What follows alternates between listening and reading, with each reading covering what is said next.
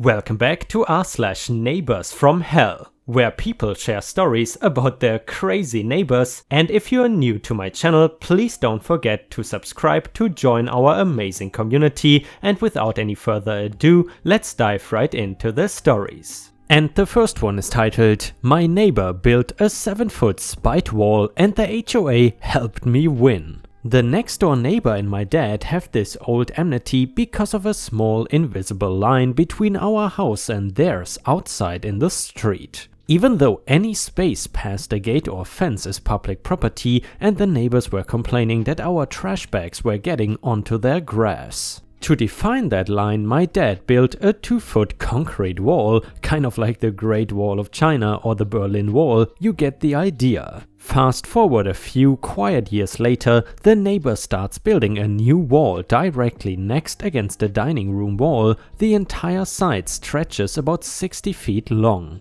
Over 9 AM breakfast, you can hear guys slapping concrete blocks on the damn thing, and it is pretty terrifying because the wall is years old. To be honest, the entire house is years old, so it has a fairly nice chance of breaking and falling, not to mention that the original kitchen/dining room wall is only about 6 feet tall. The neighbor is building a damn 7-foot spite wall.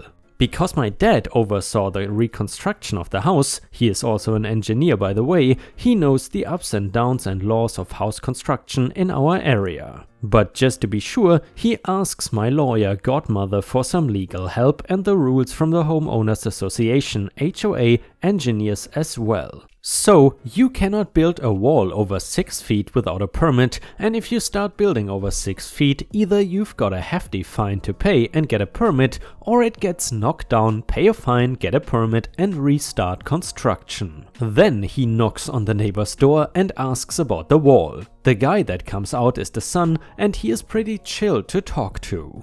And then my dad asks, "Is there a permit for building that wall?"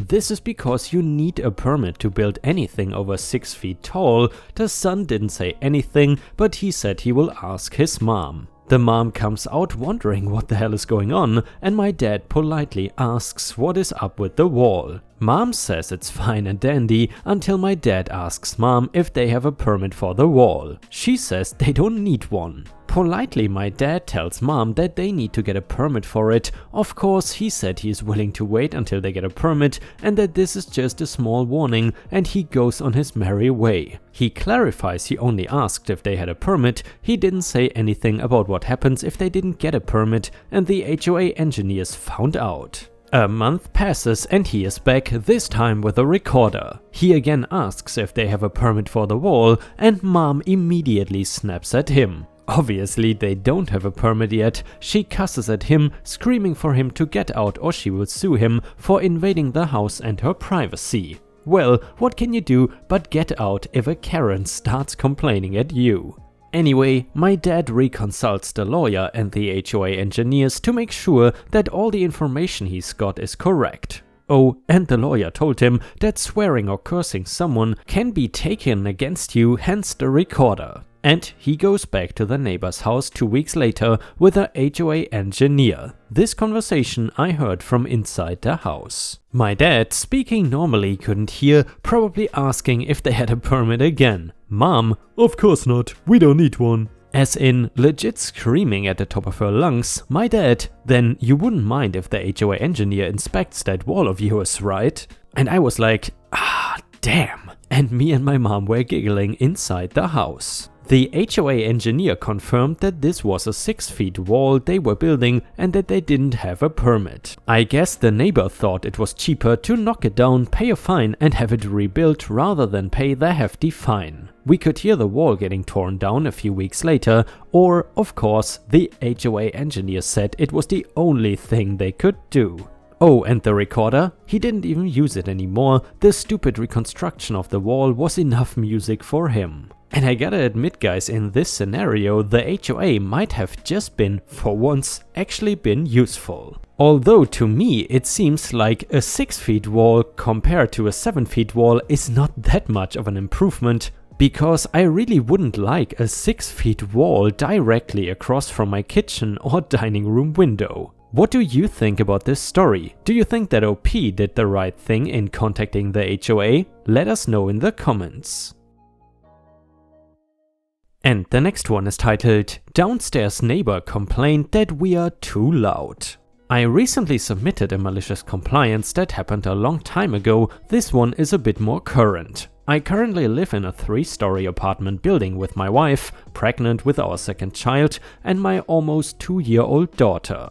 Our downstairs neighbor is an old woman who lives alone with a small yippy dog and shall be henceforth abbreviated as OH for Old Hag. Backstory is that on multiple occasions the old hag will knock on her ceiling, my floor, when she thinks we are stomping too much. This can happen in the middle of the day. By the way, she often lets her yippy dog outside who barks incessantly past 11 p.m. The apartment definitely has thin floors because we hear our upstairs neighbors throughout the day and late into the night, but they are another story altogether. And by the way guys, this just reminded me that Thai builders often get a lot of crap when it comes to building quality, but at least here in Thailand usually the floors are not too thin and I cannot hear the neighbors above me, beside me or below me. Thank God. Anyway, a few weeks ago my wife's parents were visiting us, and while standing outside on the balcony with my mother-in-law and daughter,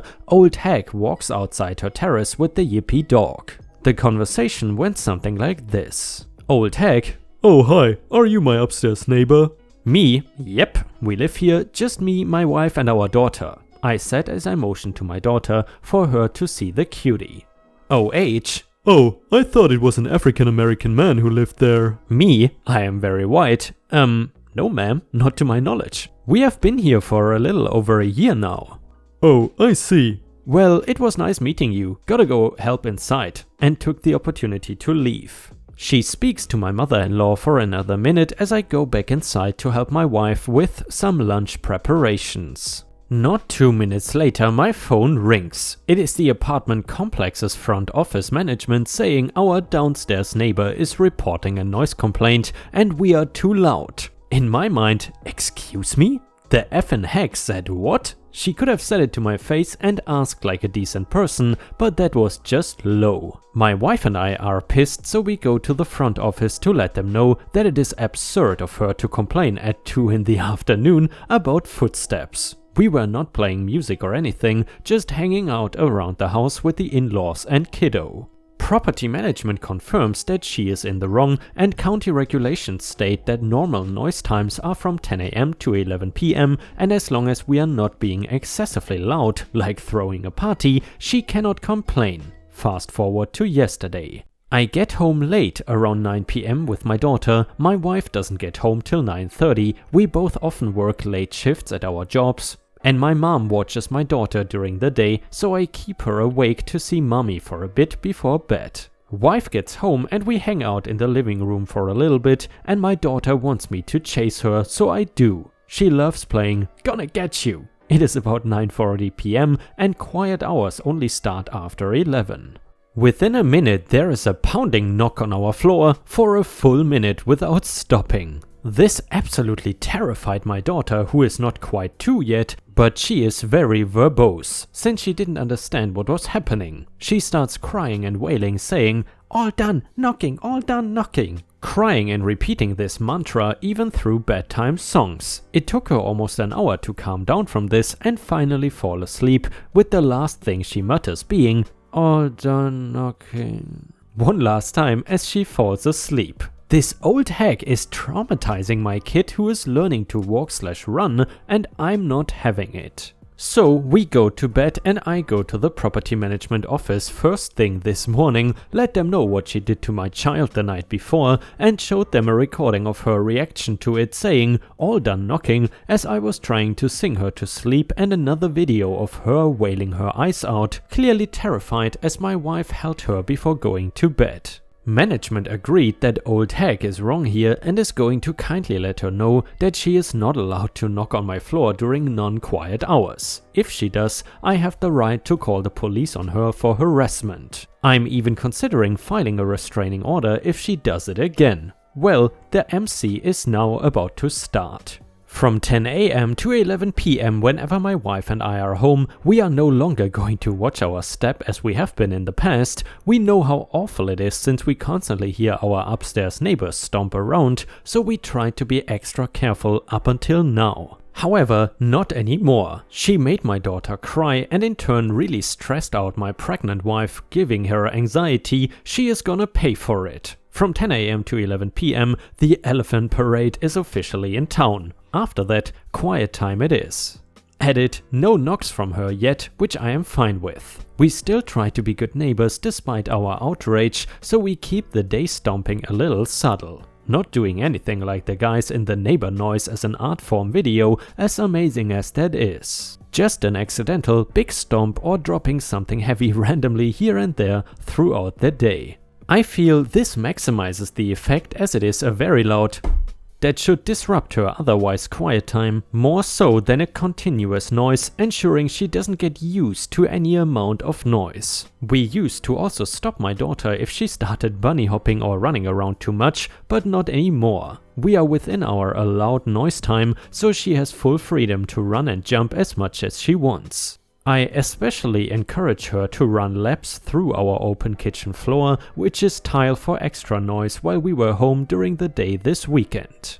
That's it for now though. We'll update again if anything else happens. Thank you for all the support and wonderful ideas to maliciously comply with our noise allowed hours. I'm still keeping these recommendations in mind should the old hack decide to start crap again. And Ripe Stars, I am wondering if you ever had to deal with any loud neighbors. If so, what have you done against them, if anything? Let us know in the comments, and while you're at it, I would really appreciate it if you could post some star emojis on your phone in the comments. Alternatively guys, by the way, because many people always ask me how you can put stars on your PC, I mean, to make matters easy, I just copied the stars from other people. That is the easiest solution. Thank you very much for your awesome support every single day. The next one is titled, Unregistered Vehicles Must Be Covered. This happened years ago when I lived with my parents, but it's something I remember whenever malicious compliance comes up.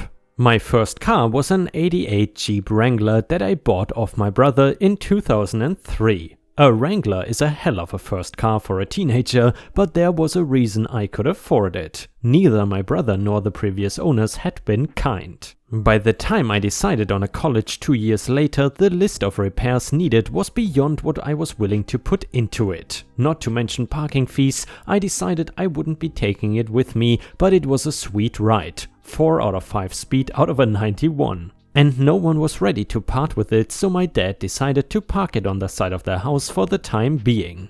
With the repairs not yet addressed, the Jeep was not getting driven, and a few months later we let the registration lapse. The very next day we received an ordinance violation notice from the township. One of our neighbors had taken note of our tag and was waiting for the day they could report it. We had one retired neighbor that we didn't get along with, didn't hate the guy, but he had a lot of petty complaints, so we were pretty sure it was him.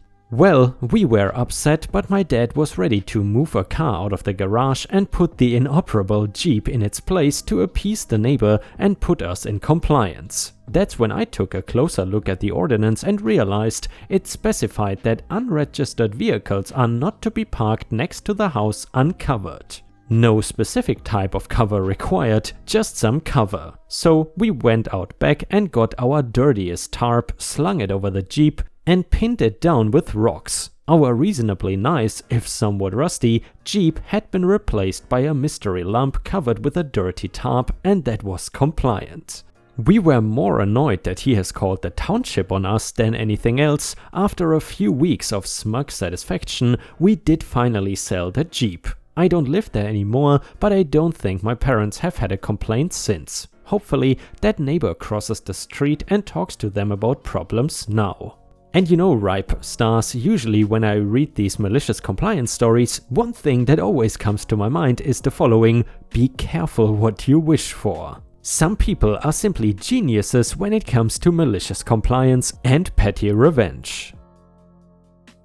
And the next one is titled, I Paid for an Hour. And by the way guys, this is not a traditional neighbor story, but you will see what I'm talking about. Not me, but it happened while I was at a trade show in Vegas to the guy in the booth next to us. This was about 15 years ago. At the time, we were a small company, and because of this, we only afforded the cheapest booth way in the back. We refer to it affectionately as the slums. All the big players had huge booths up front while we were in one of the last rows in a 10x10.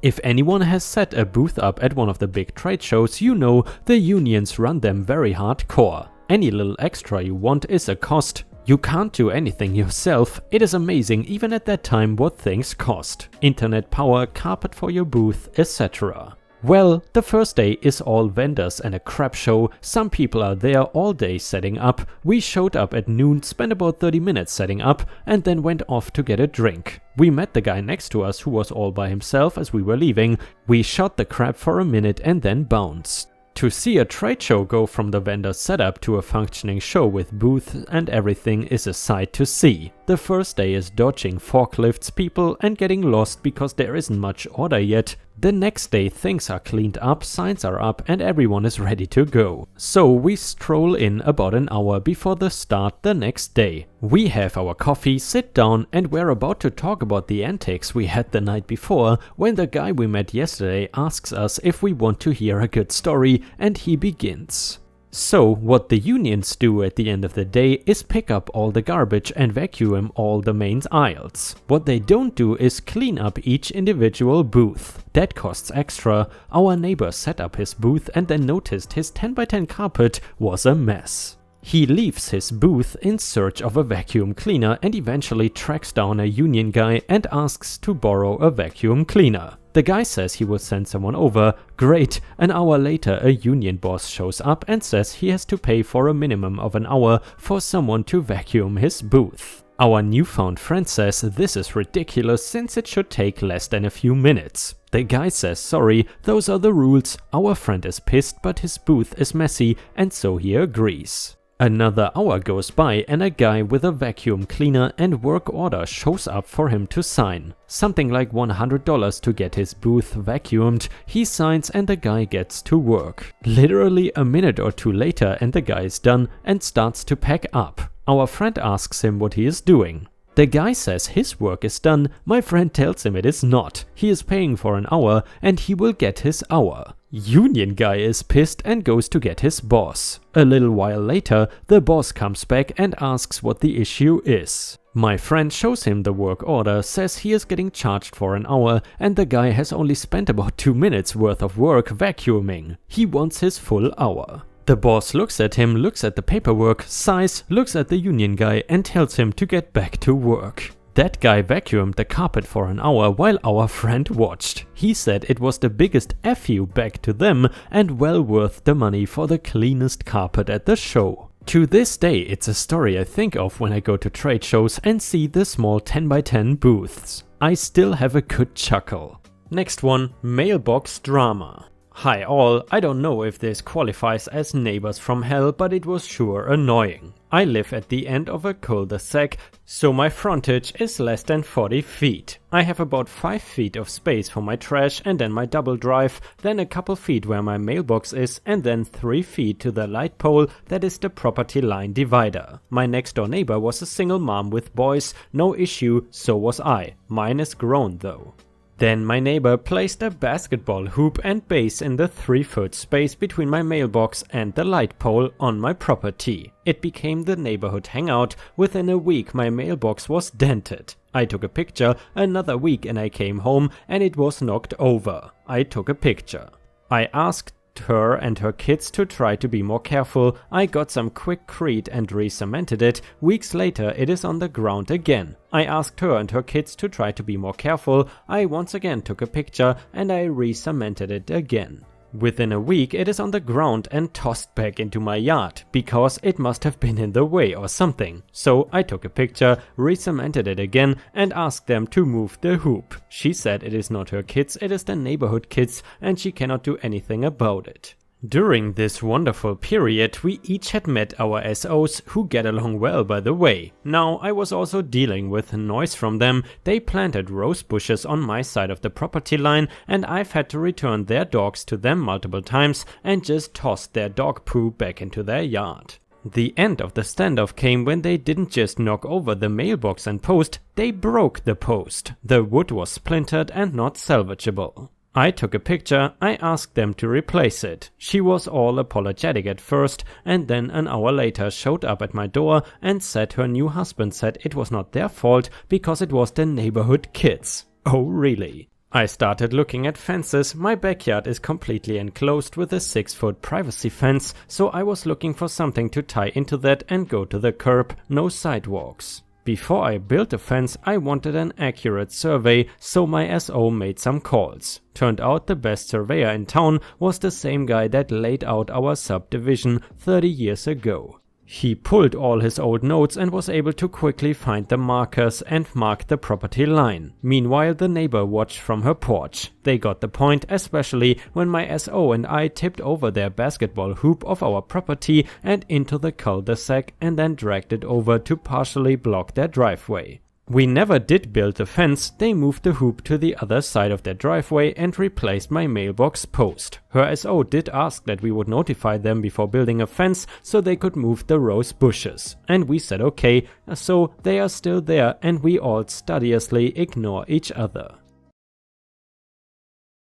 And guys, with this we have reached the end of the video. Thank you so much for watching, and if you cannot get enough of my content, then I would suggest to check out my endless playlist, which will hopefully soon show up in the left corner of the screen. And in addition, it would also be nice if you could check out my Patreon at patreon.com/ripeyoutube for more than 50 exclusive Reddit videos as well as early access to my daily videos. Furthermore, please also visit r/ripestories on Reddit if you have any stories to share of your own. I would be more than happy to read them in a video.